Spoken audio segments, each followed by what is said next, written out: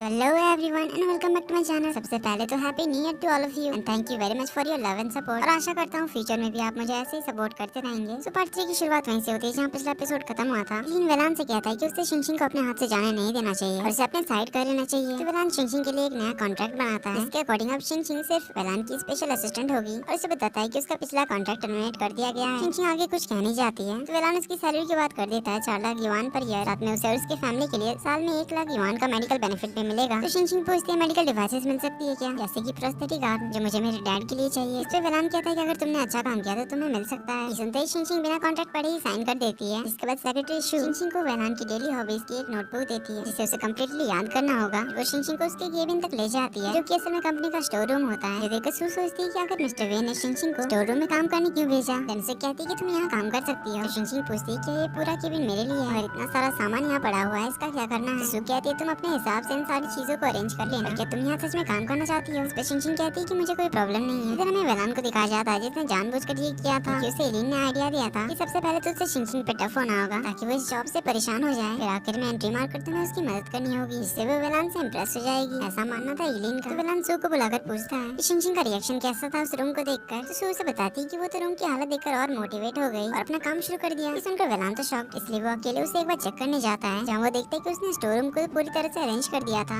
Room में थोड़ी सी भी गंदगी नहीं थी। तभी शिंशिंग एप्पल खाते हुए एंट्री मारती है। वेलान को देखकर पूछती है कि आप यहाँ कैसे। तो वेलान कहता है मैं अपनी असिस्टेंट को देखने आया था कि वो यहाँ कंफर्टेबल है या नहीं। तो शिंशिंग बोलती देख लिया तो अब मैं कुछ काम करूँ। तो वेलान जाने लगता है पर वो दरवाजा नहीं खोल पाता। ये देखकर शिंशिंग बोलती कि मैं ट्राई करती हूँ। तो वेलान कहता है इसकी कोई जरूरत नहीं, क्या तुम्हें लगता है कि मैं एक डोर नहीं खोल सकता। शिंशिंग कहती है नहीं आप तो बॉस हैं, आप तो कुछ भी कर सकते हैं। तो वेलान काफी ट्राई करता है पर वह रख कर भी उससे दरवाजा नहीं खुलता। जो देखकर शिंशिंग तो फुल मजे ले रही थी। तो वेलान कुछ ज्यादा एम्बैरेस हो चुका था, इसलिए वो शिंशिंग से कहता है कि अब जाओ तुम ट्राई करो। पर उससे भी दरवाजा नहीं खुलता क्योंकि डोर जाम हो गया था। तो आवाज सुनकर बाहर कुछ एम्प्लॉइज पहुंच जाते हैं। तो शिंशिंग से कहती है कि वो मिस्टर वे का ध्यान रखे, उन्होंने चाबी बनाने वाले को कॉल कर दिया है। तो शिंशिंग में एक छोटा बच्चा है क्या जो मुझे इसका ध्यान रखना होगा। पर फिर वो नोटिस करती है कि वेलान कुछ अजीब बिहेव कर रहा है। तो वो पूछती है कि मिस्टर वे क्या आप ठीक है, आपको कोई प्रॉब्लम तो नहीं हो रही। कहकर वो उसे चेक करने जाती है पर वेलान उसे पीछे कर देता है, उसे चुपचाप रहने के लिए कहता है। इधर बाहर से उसे एम्बुलेंस बुलाने की बात करती है। वहीं शिंशिंग को वेलान के हॉबी नोटबुक से पता चलता है जब मिस्टर वे किसी बंद जगह में फंस जाए तब उनके पास मत जाना और उनके करीब मत जाना। अब उनका ये क्या प्रॉब्लम है ये तो हमें आगे पता चलेगा। पर शिंशिंग को डर था कि कहीं से यहाँ कुछ हो ना जाए, इसलिए वो दरवाजा तोड़ने जाती है। तो वेलान भी उसके साथ मिलकर दरवाजा तोड़ देता है। इधर वेलान का राइवल जिसका नाम है गाओ, उसे जब शिंशिंग के बारे में पता चलता है कि वो वेलान की स्पेशल असिस्टेंट बन गई है तो गाओ अपने असिस्टेंट को उस पर नजर रखने के लिए कहता है और वेलान की कमजोरी पता करने के लिए कहता है। इधर शिंशिंग अपना एक रिपोर्ट लेकर सीधे वेलान के सामने जाकर बैठ जाती है। फिर उसे याद आता है कि ये तो उसका बॉस है, इसलिए वो खड़ी हो जाती है और अपना रिपोर्ट दिखाती है और उसे बताती है कि मैंने ऑब्जर्व किया कि यहाँ काम करने वाले एम्प्लॉयज में मॉरल वैल्यूज के साथ साथ मोटिवेशन में भी कमी है, इसलिए मैं उन सभी को कोच कर सकती हूँ ताकि उनका हौसला बढ़े और मोटिवेटेड हो। इस पे वेलान कहता है ये तो अच्छी सोच है तुम्हारी। तभी शिंशिंग पूछ लेती कि फिर कोचिंग के कितने पैसे मिलेंगे। अब ये सुनकर तो वेलान मना ही कर देता है। तो शिंशिंग जाने लगी थी तभी वेलान उसके हाथ में चोट नोटिस करता है तो उसे सू से कहकर ऑइंटमेंट मंगाने के लिए कहता है। इस पे शिंशिंग कहती है कि इसकी कोई जरूरत नहीं है, तो बस छोटी सी स्क्रैच है, कहकर चली जाती है। वेलान सू को कॉल करके ऑइंटमेंट लाने के लिए कहता है। तो शिंशिंग चली जाती है तिंग से मिलने, जहाँ तिंग उसे बताता है कि वो पास ही की कंपनी में इंटर्नशिप करने वाला है, इसलिए अब से वो साथ में ऑफिस जा सकेंगे और घर भी साथ जाएंगे। इस सुनकर शिंशिंग तो काफी एक्साइटेड होती है और उसे अपने ऑफिस के काम के बारे में बताने लगती है। ऑफिस लौटने पर सू से उसका पर्सनल काम करने का टेबल दिखाती है जहाँ उसे पीएसए का टाइटल भी दिया गया था, मतलब पर्सनल स्पेशल असिस्टेंट। फिर सू से उसका ऑइंटमेंट बॉक्स भी दिखाती है मिस्टर वे ने उसके लिए मंगाया था। तभी वेलान आता है तो शिंशिंग को देखकर बड़े ही प्यार से पूछता है कि क्या तुम्हें अपना नया डेस्क पसंद आया। फिर उसे ले जाकर कुर्सी पर बिठाता है और कहता है कि यहाँ बस बैठो और आराम करो। तो शिंशिंग पूछती है कि आखिर उसकी इतनी खातिरदारी क्यों हो रही है। इस पे वेलान कहता है कि तुम मेरी स्पेशल असिस्टेंट हो, इसलिए तुम सबसे खास और अलग हो।